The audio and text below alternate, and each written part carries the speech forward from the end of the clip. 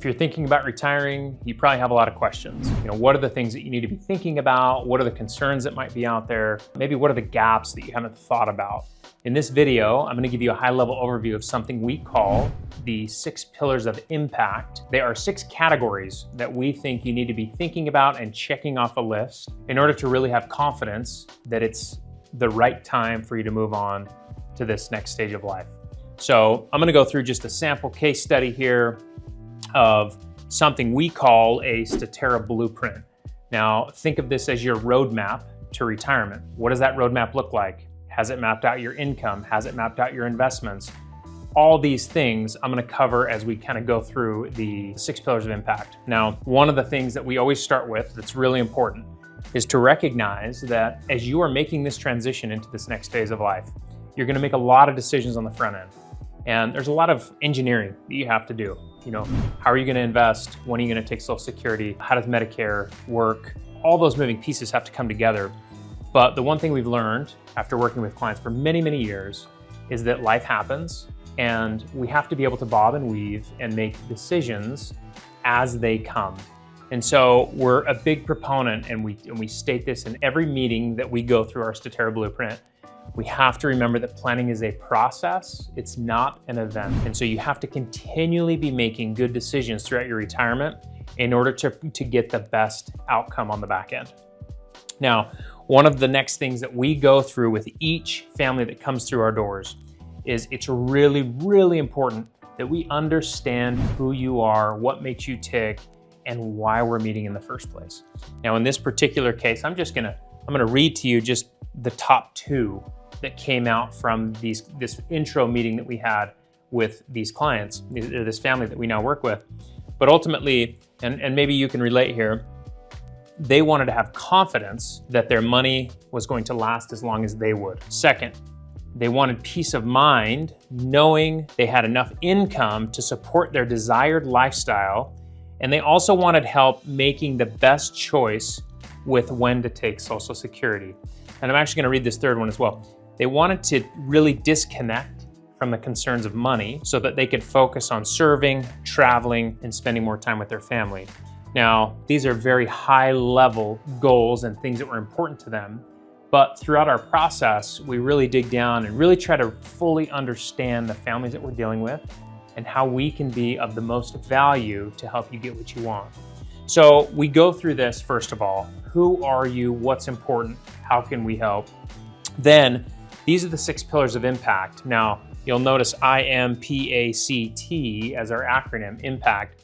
Now, I'm just gonna high level go through each of these. An income plan, as you can imagine, essentially just says, where's your income gonna come from? Now that you're not working, where are you gonna get it? Social Security, pension, investments, how are you gonna get it? When are you gonna take it from your IRAs versus a Roth IRA versus maybe an after-tax investment? All of those things have to be decided pre-retirement, right? So if we can kind of map that out, it can give us a lot of confidence.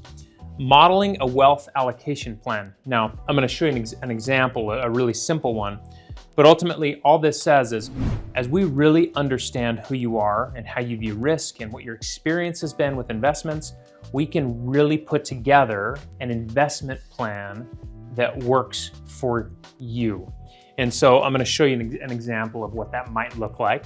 Plan for the care of your loved ones. Now, it's been our experience that a lot of people have dealt with family or friends that have gone into some type of long-term care facility. Ultimately, we need to make sure that we're comfortable with our plan if we need to go into a facility at a later stage in life. So we have ways of stress testing your plan to make sure that we've built a plan in some way, shape, or form around this concept. And obviously part of that plan also is just making sure that if something happened to you, is your family okay? The 4th one here is analyze insurances. Now, just a couple little things on that. You're gonna deal with Medicare when you turn 65. And so you wanna make sure that you have the right supplemental plans that work for you. Now, there's other insurances that you deal with in retirement. And so we advise and suggest that you just review all those as you're going into that phase of life and just make sure you're not wasting money, make sure it's a proper coverage, and ultimately give you peace of mind that if something really bad happens, you're gonna be taken care of. Coordinating your legacy. Now, think of this in terms of, is your estate plan in order? Do you have a will? Do you have a trust? Do you have powers of attorney? Have you mapped out what would happen if something happened to you and your spouse? Who gets your stuff? Have you mapped out what that might mean to those individuals? And ultimately, are you confident with how that's going to transpire?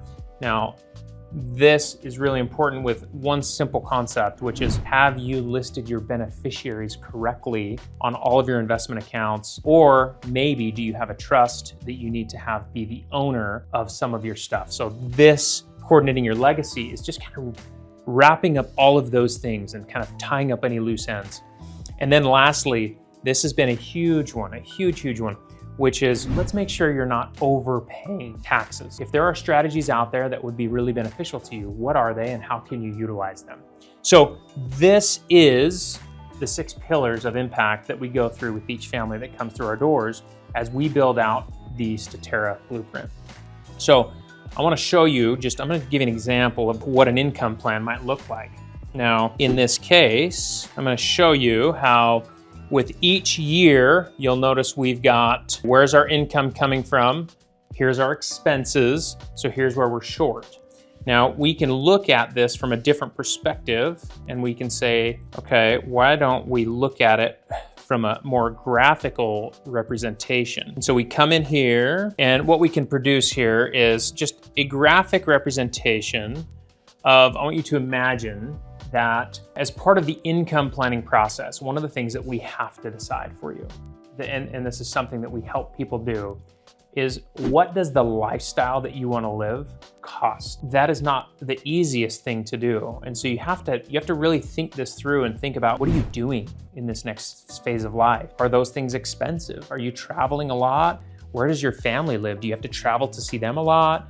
Ultimately, we have to really decide, what does your lifestyle look like? And then what we can do from a basic level, we can then say, okay, it's gonna cost, think about this red line and how it moves up. Over time, inflation will make it so that the cost of living will go up. Now, I do have a separate video that you should watch that is really important as far as identifying how there are different phases of retirement that have different expense needs. And so you can kind of look at that, but I'm not going to cover that in this one. But ultimately, your need for income does go up over time. And we need to know with each year, where are we taking money? And so you'll notice in this particular just sample, orange represents we're taking it from your cash and investments. The blue, that little light blue, is just showing that this particular sample had a pension. And so they were getting pension every year. It's a small one of roughly $500 a month. But then the dark blue, you'll notice, that is your Social Security. And so you can see that there's no Social Security for a few years on this sample, and then all of a sudden it jumps in right there. Now, another thing to be thinking about is, in this case, you've got this darker orange.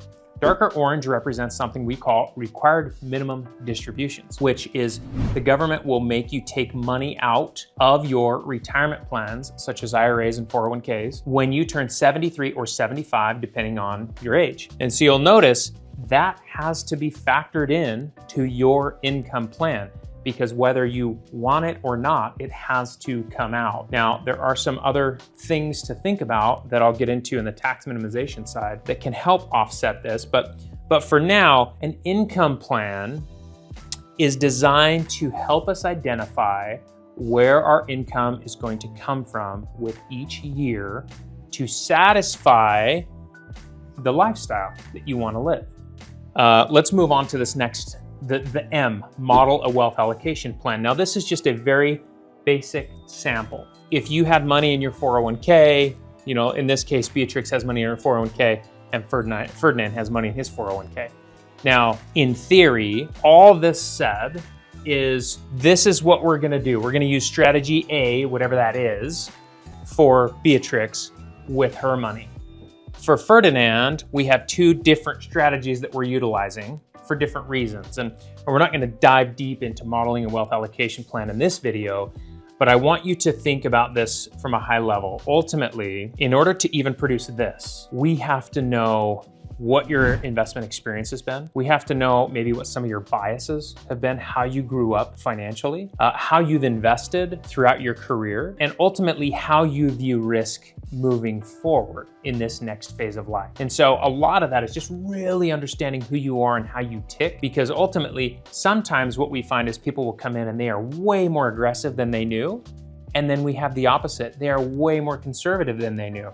And so finding that balance that will produce the best outcome, not only on paper and with actual money, but from an emotional perspective, where you can sleep the best at night, where you can live the best life and not worry about your money, that is where we create this investment plan for you, okay?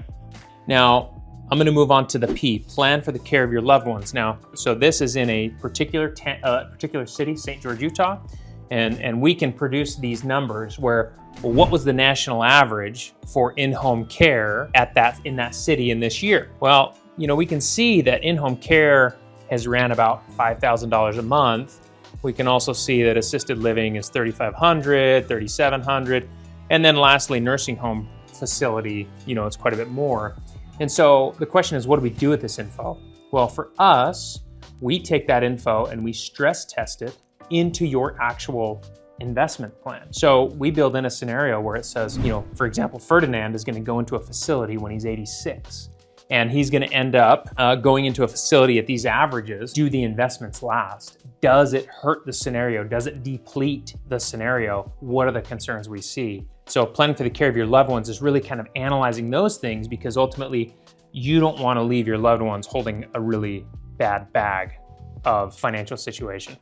Now, we talked a little bit about analyzing the insurances, but ultimately these are some of the insurances you really have to be thinking about and analyzing, and just making sure that you're comfortable with your coverage. Now, going back to coordinating your legacy, some of the things that as we really understand your situation, a lot of times we'll work directly with your attorney, whoever your estate planning attorney is, to make sure that we're all on the same page.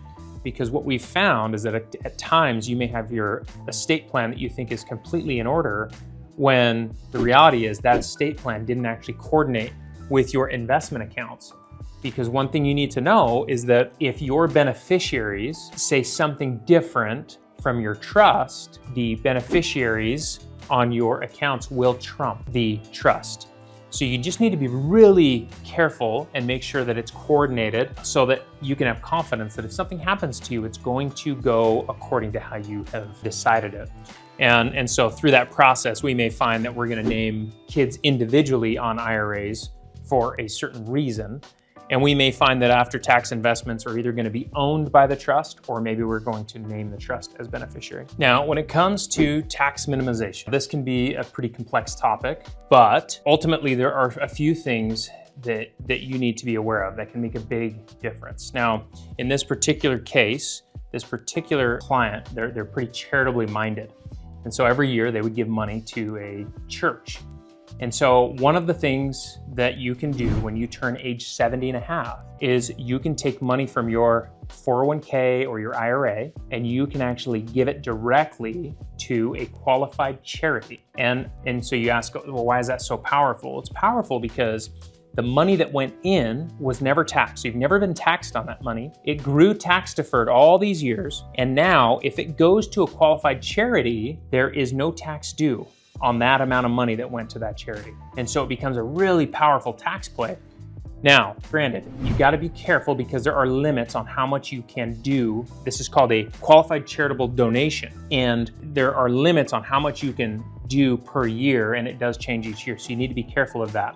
Now, the second thing, you need to be looking at Roth conversions, because ultimately we are in a unique situation where we have this year and next year that's left of the Trump tax cuts of 2017. And as of what we know today, come 2026, those tax cuts sunset and it goes back to the old brackets, which are higher than what they are today. And so we really want to consider saying, how do we take advantage of this tax environment we're in today? Well, the way you do it, you would consider Roth conversions. And so once again, these are things that we can map out, and we can start to say, does it make sense to do some of these conversions? And so ultimately, one of the things that we do through the Statera Blueprint is we map out what might make the most sense for you from a Roth conversion standpoint. And so we put that together and help you understand maybe where those parameters might be and what it might mean to you on the back end. So folks, hopefully this is helpful to kind of say, okay, as I look at my own situation, have I considered all 6 of these key elements? Do I have an income plan? Have I decided how I'm going to invest my money in this next phase of life? Because it will be different from how you've invested it so far up to this point in your life. Have I planned for the care of my loved ones and making sure that that's taken care of?